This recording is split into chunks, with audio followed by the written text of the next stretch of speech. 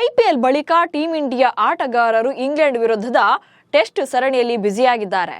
ಈಗಾಗಲೇ ಒಂದು ಪಂದ್ಯವನ್ನ ಸೋತಿರುವಂತ ಭಾರತ ಎರಡನೇ ಪಂದ್ಯವನ್ನ ಗೆಲ್ಲಲೇಬೇಕಾದಂತ ಒತ್ತಡದಲ್ಲಿದೆ. ಮತ್ತೊಂದು ಕಡೆ ಕೋಟ್ಯಂತರ ಅಭಿಮಾನಿಗಳು ರೋಹಿತ್ ಶರ್ಮಾ ಮತ್ತು ವಿರಾಟ್ ಕೊಹ್ಲಿಯನ್ನ ಟೀಂ ಇಂಡಿಯಾ ಜೆರ್ಸಿಯಲ್ಲಿ ನೋಡೋಕೆ ಕಾಯ್ತಾ ಇದ್ದಾರೆ. ಆದರೆ ಈ ಕಾಯುವಿಕೆ ಮತ್ತಷ್ಟು ದಿನ ಕಂಟಿನ್ಯೂ ಆಗಲಿದೆ. ಆಗಸ್ಟ್ ತಿಂಗಳಿನಲ್ಲಿ ಮೈದಾನಕ್ಕೆ ಇಳಿಯೋಕೆ ಟೈಮ್ ಫಿಕ್ಸ್ ಆಗಿತ್ತಾದರೂ ಕೂಡ ಈಗ ಆ ಪಂದ್ಯ ನಡೆಯೋದೇ ಡೌಟ್ ಇದೆ. ಯಾಕೆ ಏನಾಯ್ತು ಅನ್ನೋದನ್ನ ಈ ವಿಡಿಯೋದಲ್ಲಿ ಹೇಳ್ತೇನೆ. ನಾನು ಶಾಂತ, ನೀವು ಸುದ್ದಿಯಾನದ ಸಬ್ಸ್ಕ್ರೈಬರ್ ಆಗೋದಕ್ಕೆ ಮರಿಬೇಡಿ.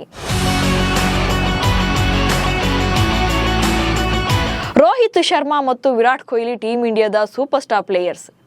ಭಾರತ ತಂಡವನ್ನು ಒಟ್ಟೊಟ್ಟಿಗೆ ಉತ್ತುಂಗಕ್ಕೆ ಏರಿಸಿದಂತ ಈ ದಿಗ್ಗಜರು ಒಟ್ಟೊಟ್ಟಿಗೆ ವಿದಾಯದ ಆಘಾತ ಕೂಡ ಕೊಟ್ಟಿದ್ದಾರೆ. ಈಗಾಗಲೇ T20 ನಿವೃತ್ತಿ ಘೋಷಣೆ ಮಾಡಿರೋದ್ರಿಂದ ಏಕದಿನ ಫಾರ್ಮೆಟ್ ನಲ್ಲಿ ಮಾತ್ರ ಕಂಟಿನ್ಯೂ ಆಗ್ತಾರೆ. ಸೊ ಆಗಸ್ಟ್ ನಲ್ಲಿ ಶೆಡ್ಯೂಲ್ ಆಗಿರುವಂತಹ ಬಾಂಗ್ಲಾ ಪ್ರವಾಸದ ಮೂಲಕ ಮತ್ತೆ ಮೈದಾನಕ್ಕೆ ಇಳಿತಾರೆ ಅಂತ ಕಾಯ್ತಾ ಇದ್ದವರಿಗೆ ಶಾಕ್ ಎದುರಾಗಿದೆ. ಆಗಸ್ಟ್ ತಿಂಗಳಲ್ಲಿ ಬಾಂಗ್ಲಾ ಸರಣಿಗೆ ಡೇಟ್ ಫಿಕ್ಸ್. ಇಂಗ್ಲೆಂಡ್ ಸರಣಿ ಬಳಿಕ ಟೀಂ ಇಂಡಿಯಾ ಆಗಸ್ಟ್ ನಲ್ಲಿ ಬಾಂಗ್ಲಾದೇಶ ಪ್ರವಾಸವನ್ನು ಮಾಡಬೇಕಿದೆ. 3 ಏಕದಿನ ಪಂದ್ಯಗಳು ಹಾಗೆ 3 T20 ಪಂದ್ಯಗಳನ್ನು ನಡೆಸೋಕೆ ವೇಳಾಪಟ್ಟಿ ಸಿದ್ಧ ಆಗಿದೆ. ಮೊದಲ ಏಕದಿನ ಪಂದ್ಯ ಆಗಸ್ಟ್ 17ರಂದು ಮಿರ್ಪುರದಲ್ಲಿ ಪ್ರಾರಂಭವಾಗಲಿದ್ದು, ಎರಡನೇ ಪಂದ್ಯ ಆಗಸ್ಟ್ 20ರಂದು ನಡೆಯಲಿದೆ. ಇನ್ನು ಆಗಸ್ಟ್ 23ರಂದು ಚಟ್ಟೋಗ್ರಾಮ್ನಲ್ಲಿ ಅಂತಿಮ ಪಂದ್ಯ ಆಡಿಸೋಕೆ ಡೇಟ್ ಕೂಡ ಫಿಕ್ಸ್ ಆಗಿದೆ. ಈ ಸರಣಿಗೆ ಫ್ಯಾನ್ಸ್ ಕೂಡ ಅಷ್ಟೇ ಎಕ್ಸೈಟ್ಮೆಂಟ್ ನಿಂದ ಕಾಯ್ತಾ ಇದ್ದಾರೆ. ಯಾಕಂದ್ರೆ ರೋಹಿತ್ ಶರ್ಮಾ ಮತ್ತು ವಿರಾಟ್ ಕೊಹ್ಲಿ ಆಡ್ತಾರೆ ಅನ್ನೋದು ಅವರ ಉದ್ದೇಶ. ಆದರೆ ಪ್ರಸ್ತುತ ಈ ಸರಣಿ ನಡೆಯೋದೇ ಡೌಟ್ ಇದೆ. ಬಾಂಗ್ಲಾದೇಶದಲ್ಲಿ ರಾಜಕೀಯ ಬಿಕ್ಕಟ್ಟು ತಲೆದೋರಿದ್ದು ಆಂತರಿಕ ಕಲಹಗಳು ಹೆಚ್ಚಾಗಿವೆ.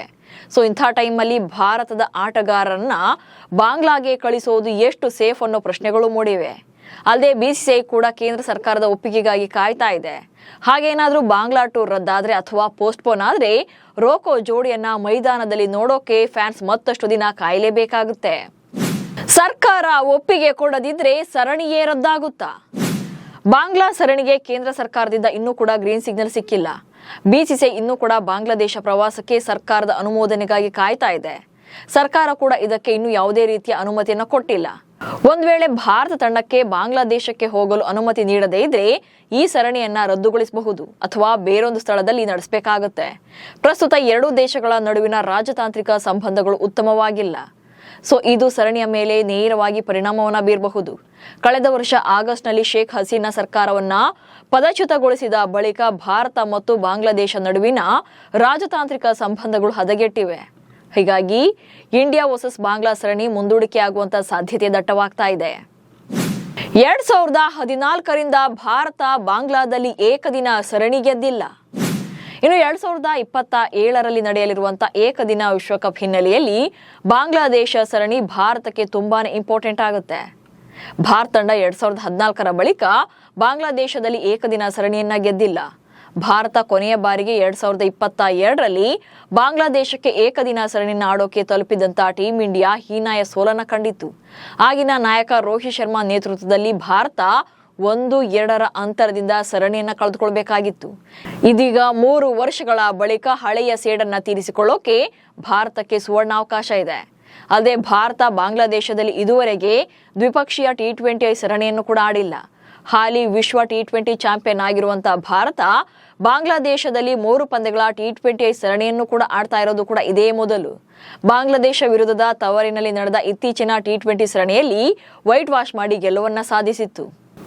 ಇನ್ನು ಬಾಂಗ್ಲಾದೇಶದ ಕ್ರಿಕೆಟ್ ಮಂಡಳಿಯ ಅಧ್ಯಕ್ಷನಾಗಿರುವಂತಹ ಅಮೀನುಲ್ ಇಸ್ಲಾಂ ಈ ಸಂಬಂಧ BCCI ಜೊತೆ ಚರ್ಚೆಗಳು ನಡೀತಾ ಇವೆ. ಸರಣಿ ಬಗ್ಗೆ ಈ ಚರ್ಚೆಗಳು ತುಂಬಾ ಸಕಾರಾತ್ಮಕವಾಗಿವೆ. ಸರಣಿಯನ್ನ ಹೇಗೆ ಆಯೋಜನೆ ಮಾಡಬಹುದು ಅನ್ನೋದರ ಕುರಿತು ಮಾತುಕತೆಗಳು ನಡೀತಾ ಇವೆ. ಈ ಸರಣಿಯನ್ನ ಈಗಲೇ ಆಯೋಜನೆ ಮಾಡೋಕೆ ಸಾಧ್ಯವಾಗದಿದ್ರೆ ಮುಂದಿನ ದಿನಗಳಲ್ಲಿ ಆಯೋಜನೆ ಮಾಡ್ತೇವೆ ಅನ್ನುವಂತ ವಿಶ್ವಾಸವನ್ನ ವ್ಯಕ್ತಪಡಿಸಿದ್ದಾರೆ. ಹಾಗೇನಾದ್ರೂ ಬಾಂಗ್ಲಾ ವಿರುದ್ಧದ ಸರಣಿ ನಡೆಯದೇ ಇದ್ರೆ ಅಥವಾ ಮುಂದೂಡಿಕೆಯಾದ್ರೆ ರೋಹಿತ್ ಶರ್ಮಾ ಮತ್ತು ವಿರಾಟ್ ಕೊಹ್ಲಿ ಅವರ ಆಟವನ್ನ ನೋಡೋಕೆ ಅಕ್ಟೋಬರ್ ತಿಂಗಳವರೆಗೆ ಕಾಯಬೇಕಾಗುತ್ತೆ. ಅಕ್ಟೋಬರ್ನಲ್ಲಿ ಭಾರತ ಆಸ್ಟ್ರೇಲಿಯಾ ಪ್ರವಾಸ ಕೈಗೊಳ್ಳಲಿದ್ದು ಅಲ್ಲಿಯೂ ಕೂಡ 3 ಏಕದಿನ ಪಂದ್ಯಗಳನ್ನಾಡಲಿದೆ. ನಮಸ್ಕಾರ.